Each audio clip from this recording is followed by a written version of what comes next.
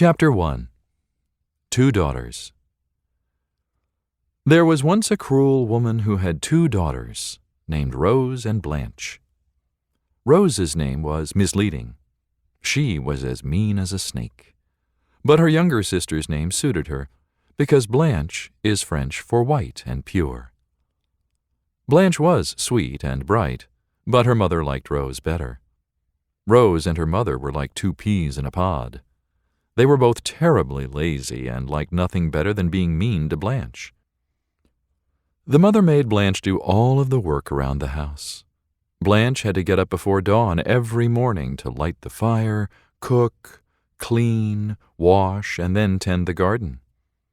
Rose and her mother always sat in their rocking chairs from morning to night and criticized her work. "You missed a weed," Rose often griped when Blanche was working in the garden. "There's a spot on that dress," her mother usually scolded when Blanche was hanging up the washing. Then they kept rocking their chairs, each imagining their destiny. Both were certain they would be grand ladies one day, living in the city and surrounded by rich admirers.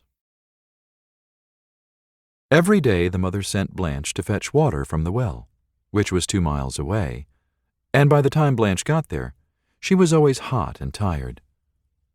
One day when she arrived, a kind-looking old woman was standing there. "Good morning, ma'am," said Blanche brightly. She was so glad to find a friendly presence that she forgot about her tiredness. "It's very hot," said the old woman. "So hot that I think the chickens will lay hard-boiled eggs," said Blanche. "Yes, indeed," the old woman smiled. "Please, my child," she said, "give me a drink, for I'm terribly thirsty." "Of course," said Blanche, and she rinsed out her bucket and drew up plenty of cool, fresh water. "Thank you, my child. You're a good girl," said the old woman after she had drunk her fill. "You're most welcome," said Blanche. As she dipped her bucket in the well again, she said, "Which way are you going, ma'am? Maybe we can walk back together." There was no reply, and when Blanche turned back around, she saw that the old woman had gone. A few days later, Blanche served her mother and sister soup for lunch, and her mother flew into a terrible rage. "This soup needs more salt, you foolish girl," she yelled. "It's too bland," said Rose, pushing her bowl away in disgust. "I simply can't eat it." "Oh, why was I cursed with such a hopeless daughter?" cried the mother. She yelled and stomped her feet for so long that Blanche finally ran away into the woods. Blanche sat down on a log and cried, afraid to return home and unsure of what to do next. Suddenly the old woman from the well was standing before her. "Ah, child," she said, "why are you crying?" "My mamma is angry, and I'm afraid to return home," said Blanche. "My circumstances are very bad." "Well, then, come and stay with me tonight," said the old woman. "But you must promise me one thing," she warned. "Don't laugh or make comments about anything you see." "I promise," said Blanche. The old woman smiled. Taking Blanche's hand, she led her away into the woods. Chapter 2. The Old Woman. When they were deep in the woods, a strange thing happened. Thorn bushes opened up before them and closed behind their backs. Blanche was surprised, but didn't say anything. A little farther on, she saw a very peculiar sight. 2 kettles were playing leapfrog. They were having a great time whistling and singing to themselves as they hopped over each other like frogs. Blanche remembered her promise not to laugh and said nothing. They walked even farther and saw another outlandish sight. 2 whisks were dancing a waltz. They looked very serious as they hummed the music in high little voices while circling around and around. Again Blanche remembered her promise and didn't laugh or say a word.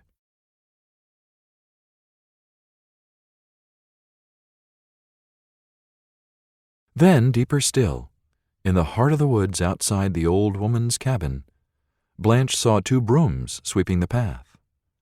The brooms stopped working for a moment to say, "Hello, Blanche. What a lovely evening." Blanche could hardly believe her eyes and ears. Blanche and the old woman stepped through the front door of the cabin. "Make a fire, child, to cook supper," the old woman said. While Blanche made the fire, the old woman sat down. She leaned back and sighed, and then her braids began to untie themselves, and a comb floated over and combed out her hair. The old woman closed her eyes and sighed again. "How extraordinary," thought Blanche. However, she didn't laugh or say anything. The old woman smiled and sat up. "You've made a fine fire, child," she said, throwing a bone into a pot. "What kind of meal is this?" wondered Blanche. Instantly the pot was filled with the most delicious-smelling stew. Next, the old woman threw a single grain of rice into another pot. Blanche wasn't quite so surprised when it immediately filled up with fresh, steaming rice. It was a wonderful meal. Blanche particularly enjoyed it because it was the first meal she hadn't had to cook herself in years. After supper, while she was washing the dishes in the sink, Blanche cut her hand on a knife. When the old woman saw her bleeding hand, she blew on it gently, and the cut disappeared. Blanche's eyes widened like saucers, but she still didn't utter a word.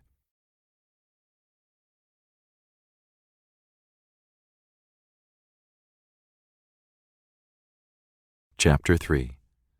Blanche and the Eggs. Blanche got up the next morning after a wonderful sleep, pulled open the curtains, and said, "Good morning, ma'am. What shall we do today?" The old woman said to her, "I'm sorry, child, but you must go home now." "Oh, dear," said Blanche, her heart sinking as she thought of the constant work and mean-spirited family that waited for her at home. "Do I have to go?" "I'm sorry, dear, but you do," the old woman replied. "You've been a very good girl, so I want to give you a present to take with you. Some talking eggs." "Talking eggs?" "Yes. Now, listen carefully." "Yes, ma'am," said Blanche. "Go to the chicken house," said the old woman. "You'll hear all the eggs calling out. Take only the eggs that say, 'Take me.' You must not take the eggs that say, 'Don't take me.' On the way home, throw the eggs over your shoulder one by one. You'll be in for a big surprise." Blanche thanked the old woman and went outside. As soon as she laid eyes on the chicken house, the eggs began calling out. Some of the eggs were plain white ones, but most of them were solid gold and encrusted with diamonds, sapphires, and emeralds. Unfortunately, only the plain white eggs were calling out, "Take me." Every single one of the golden eggs was calling out, "Don't take me." Remembering the old woman's advice, Blanche ignored the sparkling, jewel-encrusted gold eggs, and took only the plain eggs that asked to be taken. On the way home, she threw an egg over her shoulder. It broke open, and she saw something shining among the pieces of shell. It was a pile of diamonds. Blanche threw the eggs one after another, and each time out came a magnificent gift. Soon she had so much jewelry and so many beautiful dresses that she could hardly carry them. When she threw the last egg over her shoulder, up sprang a glorious horse and carriage. Breathing a sigh of relief, she put all her gifts in the back of the carriage and went home, smiling contentedly.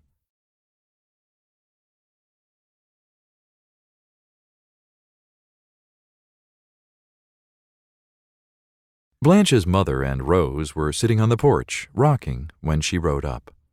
They stared at the horse and carriage filled with beautiful things and at the jewelry she was wearing. For the first time ever, her mother was delighted to see her. At dawn the next day, the mother shook Rose awake. "Go into the woods and find this old woman," she instructed Rose. "Do everything that Blanche did." "It's too early," grumbled Rose. "Get moving," snapped her mother, ripping the blankets off the bed. After marching around the woods in a terrible mood, Rose sat down.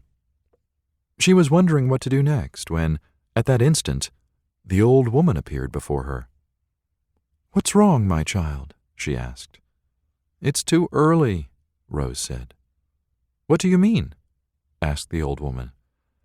"Oh, Rose suddenly remembered what she had to do. "I need somewhere to stay," she said. "My mother locked me out of the house." "Well, you can stay with me," said the old woman. "But you have to promise me one thing. Don't laugh or make any comments about anything you see." "I promise," said Rose, rolling her eyes.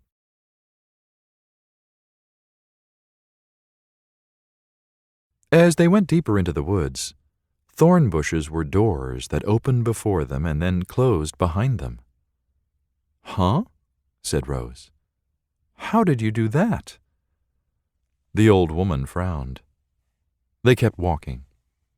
Soon they came to the kettles playing leapfrog. Rose couldn't help laughing.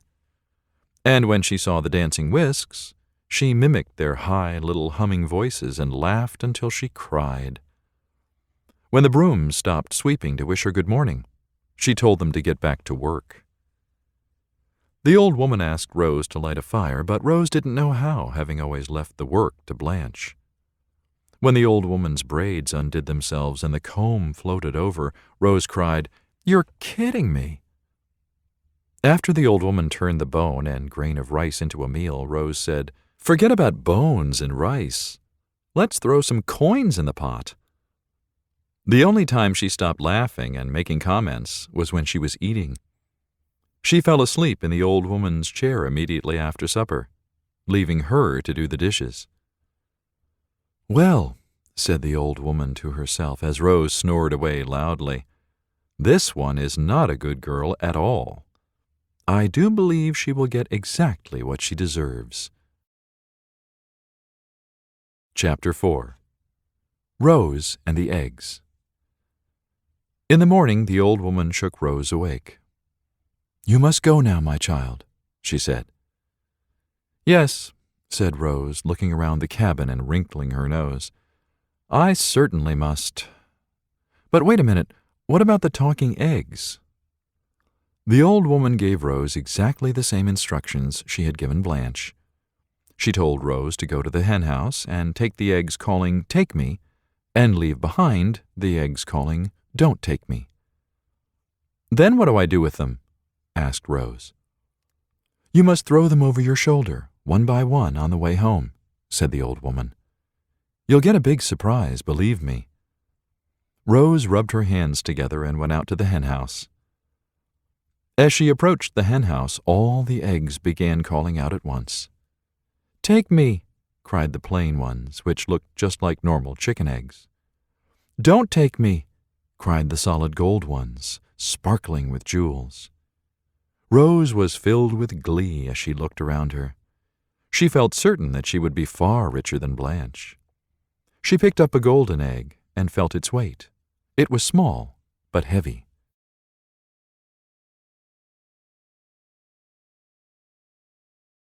Then she picked up a plain egg, light and dull by comparison, and shook it. "There's nothing in it," she said to herself. "It's just a normal egg, except that it can talk. If that old woman knew what she was talking about, she'd fill her cooking pot with money."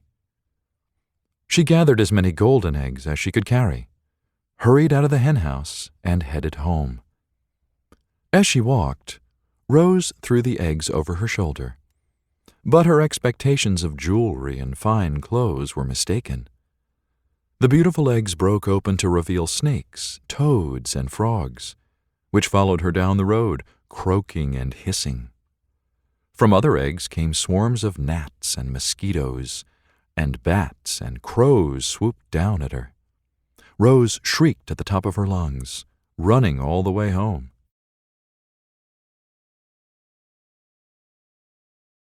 "What happened?" cried her mother when Rose arrived home, slamming the door behind her. Rose was too out of breath to speak. "Where are your jewelry and clothes?" her mother demanded, getting angrier and angrier. Where's your horse and carriage?" But Rose still couldn't speak. Blanche had a horrible feeling that as soon as Rose caught her breath, she would blame her for everything that had happened. To avoid trouble, she decided to leave home that night, while her mother and sister were asleep. As Blanche gathered all her treasures together, she began to feel sorry for her sister. So she took a few precious jewels and 2 fine dresses, crept into Rose's room, and left them there. Then she climbed onto the back of her horse and rode away with her carriage full of treasures in search of her destiny. She was so sweet and bright that she made friends immediately. She sold some jewelry to buy a lovely cottage and fill it with fine things. The future that Rose and her mother had imagined for themselves came true for Blanche instead. She became a grand lady, kind to everyone, and surrounded by many friends and admirers.